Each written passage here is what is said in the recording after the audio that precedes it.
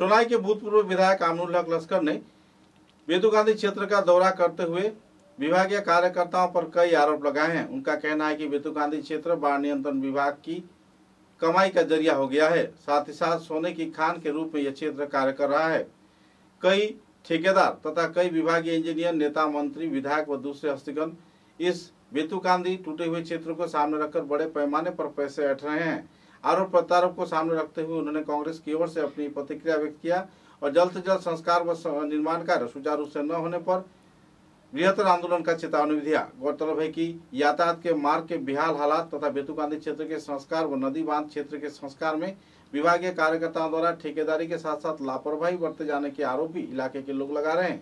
बहरहाल कुछ क्षेत्र में तो संस्कार कार्य हुआ है, लेकिन संस्कार कार्य केवल दिखाने का ही है, ऐसा राजनेताओं का मानना है। हालांकि पीड़ित प्रभावित लोग बाढ़ के चपेट में हर साल नुकसान का शिकार होते हैं।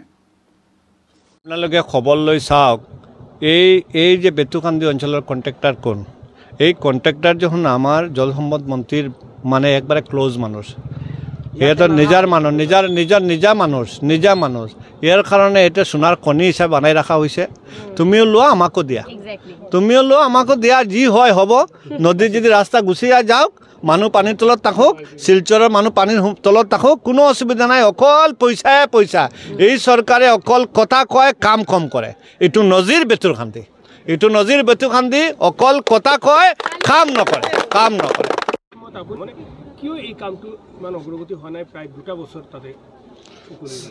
চাওক 2022 জুন মাহত আমি যিমানখিনি জানো 19 জুনত এইটো এই যে বেতুকান্দিত চুইচ গেটত যি পানী সোমাই গোটেই শিলচৰটো পানীৰ তলত আছিলে। আৰু এইটো এই যে পানী সোমাইছিলে switch গেটেদি, switch গেটটো incomplete switch gate থকাৰ কাৰণে 4 বছৰ কাম চলাৰ পিছতো 2022ত ইনকমপ্লিট চুইচ গেট আছিলে। এই চুইচ গেটেদি পানী সোমাইছে, তাৰপিছত মানে এইটো ইয়াতে মানে যেটো মাথৰি ভাঙিছে, তাতে ভাঙিত গোটেইখিনি ফ্লাডৰ তলত পানীৰ তলত আছিলে। 2022ত আমি এটা শিক্ষা পাই গৈছোঁ। এই যে যেটো বাৰ্ণাল জাগা মানে এইটো ভয়াবহ যেটো জাগা আছে বেতুকান্দিৰ, এই জাগাটো আমাৰ হাতত 1 বছৰ টাইম আছিলে।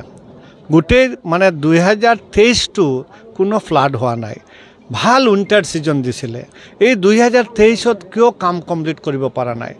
2024ত যেতিয়া মে মাহত এই 28 মেত আকৌ তোমাৰ বৰাক নদীত ফ্লাড আহিলে, ইয়াতে মানে ফ্লাড হ'ল। তাৰপিছত এই চুইচ গেট বন কৰাৰ কাৰণে যুদ্ধ গতিতে কাম কৰিব লগা হৈছে। এটা চুইচ গেট, নতুন চুইচ গেট 1 বছৰ হোৱা নাই। এই চুইচ গেটটো বন কৰাৰ কাৰণে আমি মেচিনাৰী ইউজ কৰিব লগা হৈছে।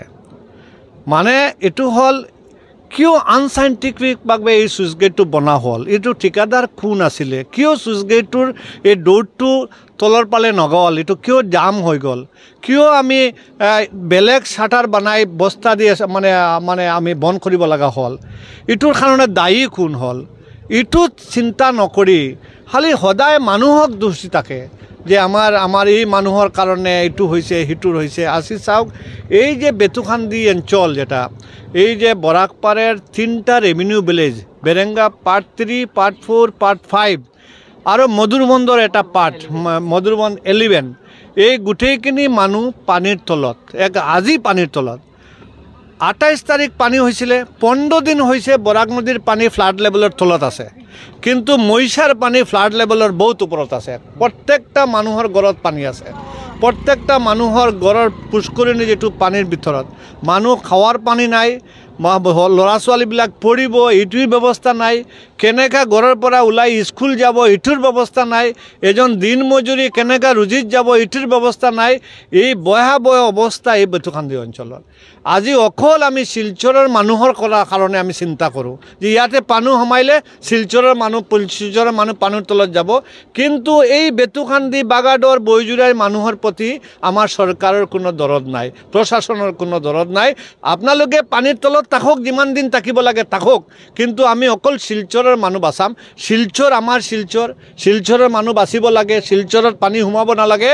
লগত দেখিব লাগে বাগাডৰ, বৈজুৰাই এই অঞ্চলৰ বেতুকান্দি অঞ্চলৰ মানুহৰ পানী নিষ্কাশনৰ ব্যৱস্থাটো কৰিব লাগে।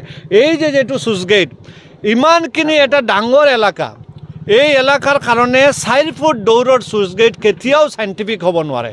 ইয়াতে কমচে কম এনেকুৱা 4 ফুট দৌৰৰ চুইচ গেট আৰু 3টাৰ প্ৰয়োজন। যদি 3টাৰ প্ৰয়োজনে 3টা যদি হয় তেতিয়াহ'লে এই মানে মহিষাৰ জল ওলাব, আৰু মহিষাৰ জল যিমান দিন বৰাক নদীৰ লেভেলৰ ওপৰত থাকিব এই যি মাথুৰি কেতিয়াও লাষ্টিং কৰিব নোৱাৰে।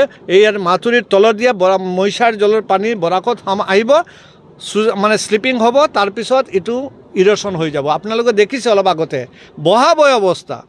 এই অৱস্থাত আজি কি হৈছে যে এই যে পুৰণা মাথুৰিটো এতিয়া কি হৈছে যে এইটো মানে ইপিনে বৰাকে বাংগি আছে, ইপিনে হৰাই আছে। কিন্তু 1963 যিটো এই মানে এনডিৰ বান্ধৰ কাৰণে যিবিলাক জেগা একোৱাৰ হৈছিলে, এই একোৱাৰ লেণ্ড এতিয়া কমপ্লিট নদীত। এতিয়া যিটো জেগাত নতুনকৈ মাথুৰি বনিব সেইটো পাট্টা লেণ্ড। পাট্টা লেণ্ডত বনাব লগা হ'লে তাতে লেণ্ডৰ কম্পেনচেশ্যন দিব লাগিব।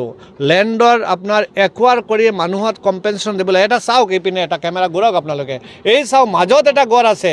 ইমানখিনি আমাৰ জিলা উপায়ুক্ত ইয়াতে আহিলে, আমাৰ মন্ত্ৰীবিলাকে আহিলে, এই সমস্যাটো কিয় সমাধান নহ'ল?